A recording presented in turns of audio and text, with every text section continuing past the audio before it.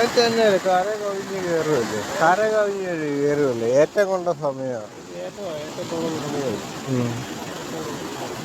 ഒരു രക്ഷയില്ല, നമ്മൾക്കൊരു രക്ഷയില്ല.